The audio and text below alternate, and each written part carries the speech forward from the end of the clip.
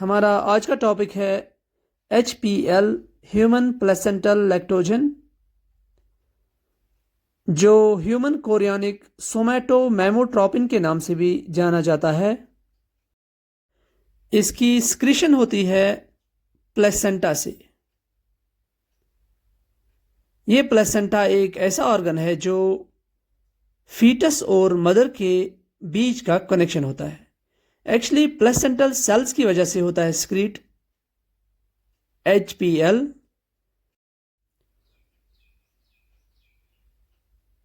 उन सेल्स को हम बोलते हैं सेंसाइटोट्रोपोब्लास्ट सेल्स,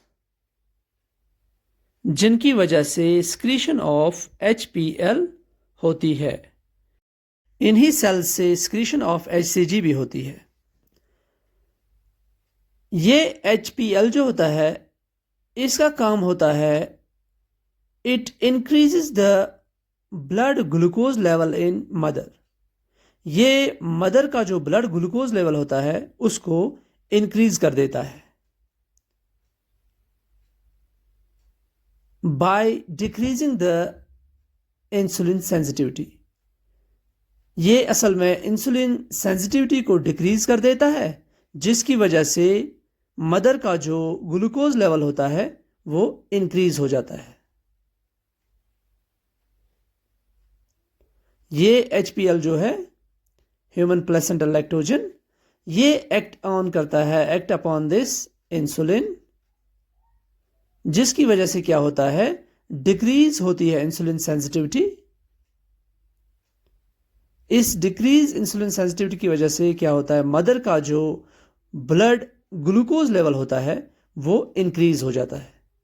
जो ये ग्लूकोज लेवल है मदर की, वो इंक्रीज हो जाती है।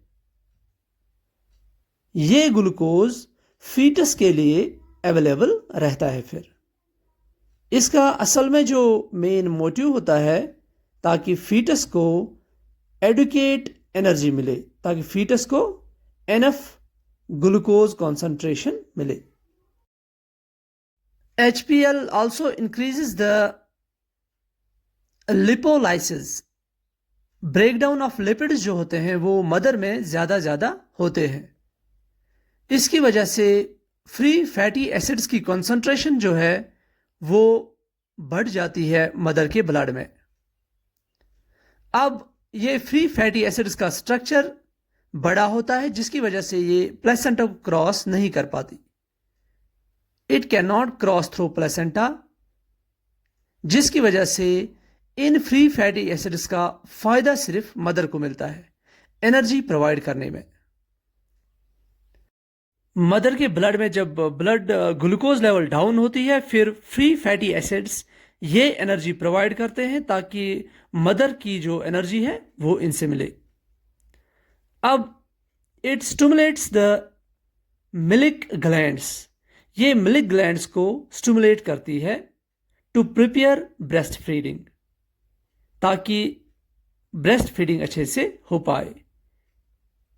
It's a polysaccharide hormone.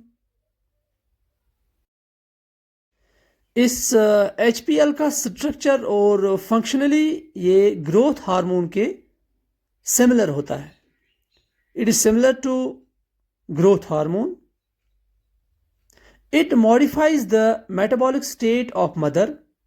ये जो मदर का मेटाबॉलिक स्टेट होता है उसको ये मॉडिफाई कर देता है, ताकि बच्चे को, फीटस को अच्छी एनर्जी मिल पाए, अवेलेबल हो जाए एनर्जी, वो बच्चे को अच्छे से मिल पाए।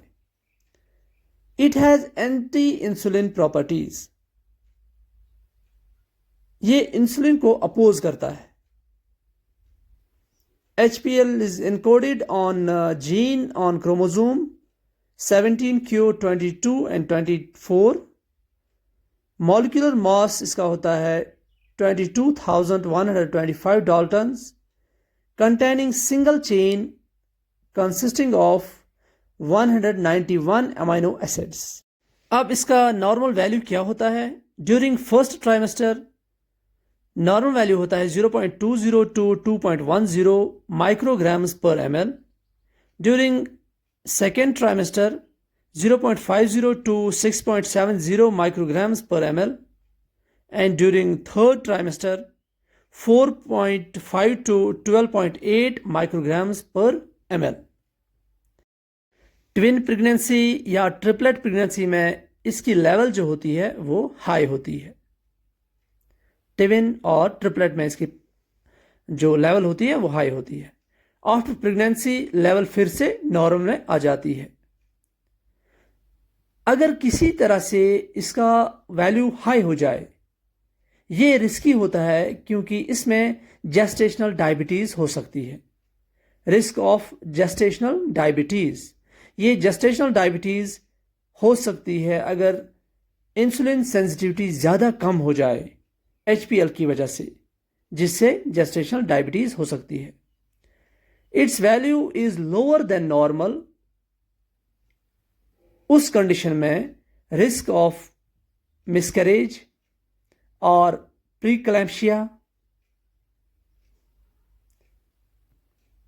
प्रॉब्लम्स विद प्लेसेंटा और फीटल ग्रोथ, अगर प्लेसेंटा अच्छे से ग्रो नहीं हो पा रहा या फीटस अंदर से अच्छे से ग्रो नहीं हो पा रहा, उस कंडीशन में इस HPL की कॉन्सेंट्रेशन कम होगी।